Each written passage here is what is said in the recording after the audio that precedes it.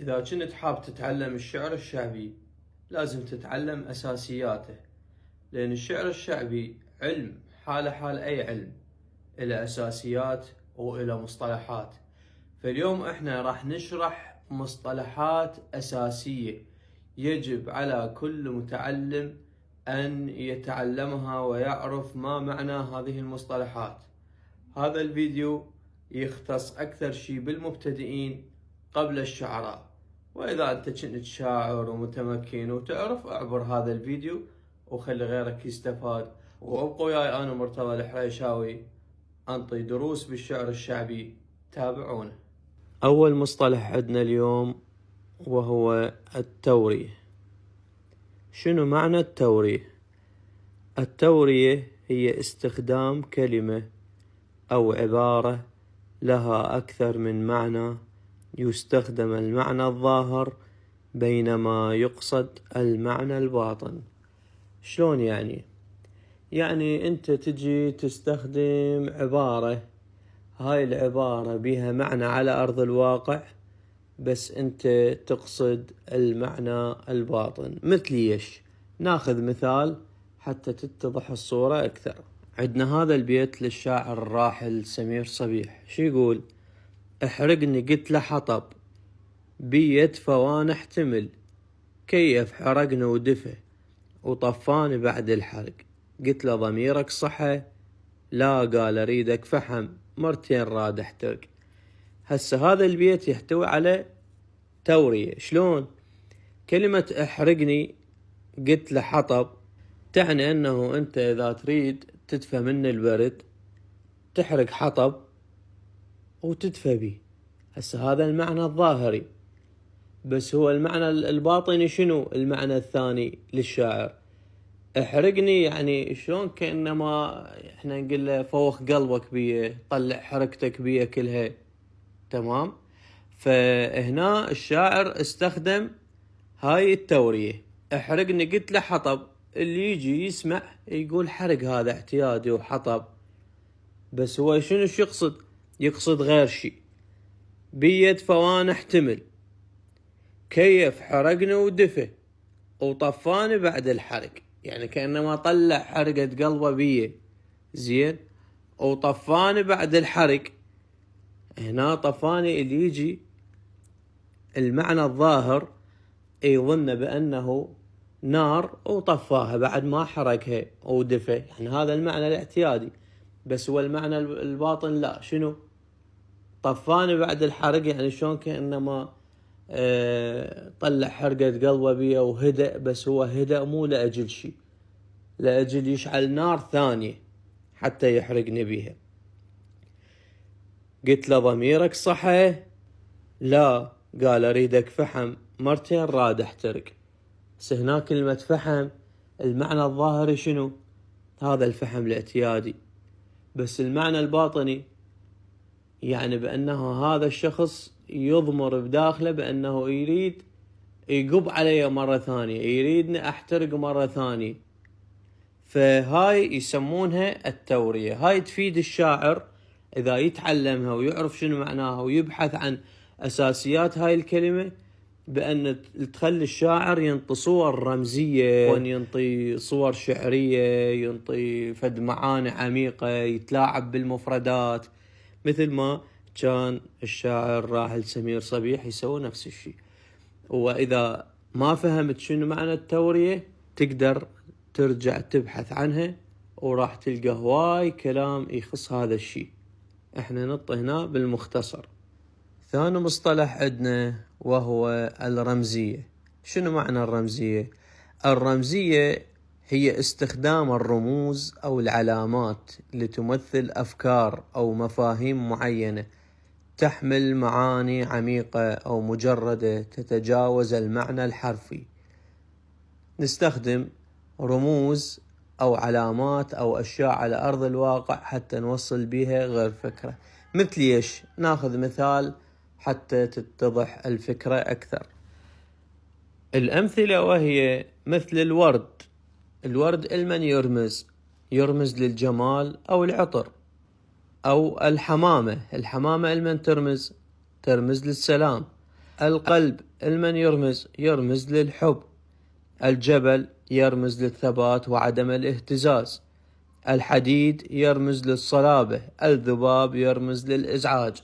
يعني إذا تدخل هاي المفردات كأنما تكلم الشخص المقابلك برمزية. مثلا تقول له أنت كالورد، تريد تعبر عن جماله، أو تريد تعبر عن ثباته. أنت كالجبل الأصم، أو تريد تعبر عن صلابته. أنت كالحديد. فهاي الرمزية تخدم الشاعر، بحيث أنت من تحكي برمزية راح يكون كلامك أو كلماتك ذات قيمة عالية. ثالث مصطلح عندنا وهو السهل الممتنع. السهل الممتنع هو نص أو كلام سهل الظاهر عميق المعنى، يحتاج إلى تفكير وتأمل لفهمه بشكل كامل. يعني نص بسيط بسرعة واحد يقرأ، سهل على أي واحد يقرأه وسهل على أي واحد يحفظه.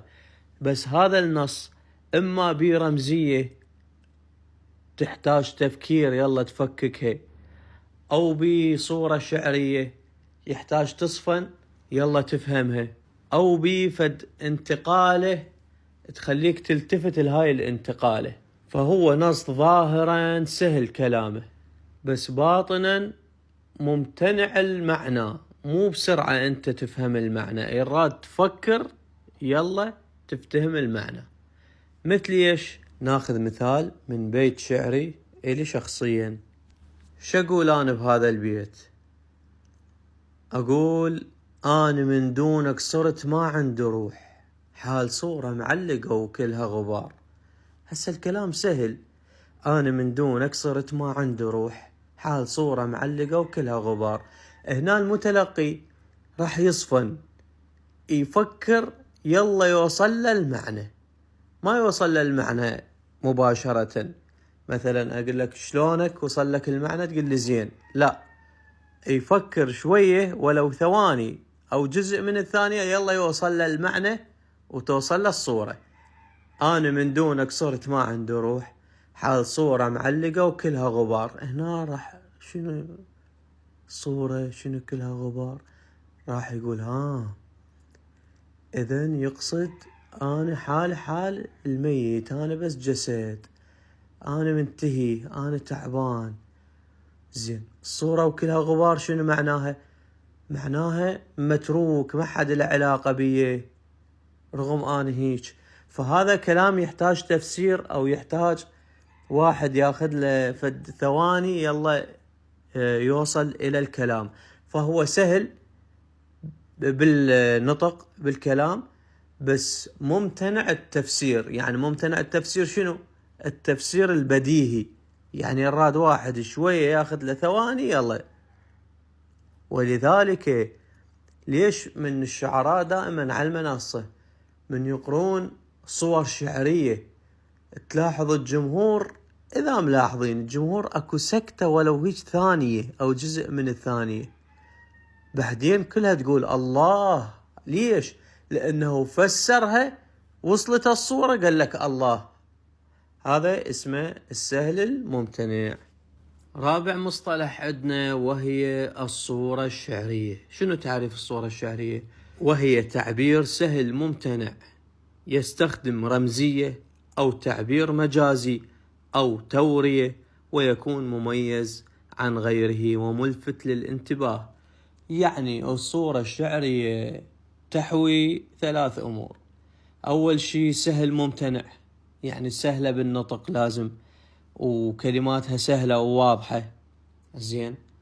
ثاني شيء تحمل معاني، وتستخدم أيضا رمزية من الرمزيات كما ذكرنا، ورد أو جبل أو حمام وإلى آخره. زين. وبعد شنو؟ ويستخدم أحيانا فيها تورية مثل ما ذكرنا النار والحطب والسماء وإلى آخره. زين. وخير مثال على الصور الشعرية وهي أول بيت اللي قدمته للراحل سمير صبيح، والصورة الشعرية اللي قدمتها أنا قبل قليل، وهي حال صورة معلقة وكلها غبار، فهاي اسمها صور شعرية. ولازم هاي الصور الشعرية شنو بعد؟ تكون مميزة، يعني الشاعر من ينطقها يكون ما حد ناطق بيها غيره، أو حتى إذا واحد نطق بيها غيره لازم يكون هو مغيرها بطريقته الخاصة، يعني يبدع، يعني ضاف فد لمسة فنية عليها هاي الصورة الشعرية، أو هو يحكيها لأول مرة تسمع منه هو فقط. وهواي عندنا شعراء يحجون كلام ما حد حاكي، فهاي هي الصورة الشعرية. خامس مصطلح عندنا وهو القفشة. شنو القفشة؟ وهو معنى يتكون من كلمة واحدة أو كلمتين، وهو مشابه للصورة الشعرية نوعا ما، وهو مصطلح حديث استخدمه الشباب عبر التواصل الاجتماعي وغيره. هذا مصطلح حديث يعني انتشر على التواصل الاجتماعي بالمهرجانات، وهو القفشة. والقفشة شنو؟ القفشة يقدر أي واحد يألف القفشة، وهي الصورة جدحة كلمة أو كلمتين، هم أيضا تحمل معاني أو ربما تحمل رمزية أو بها كلام غير مسموع، مثلا حبنا شمعة وسولة الوادم نفخ، يعني مجرد كم كلمة. وقلنا يستطيع أي شخص يأتي بهذه الصور الشعرية. ليش أي شخص؟ ليش مو إلا شاعر؟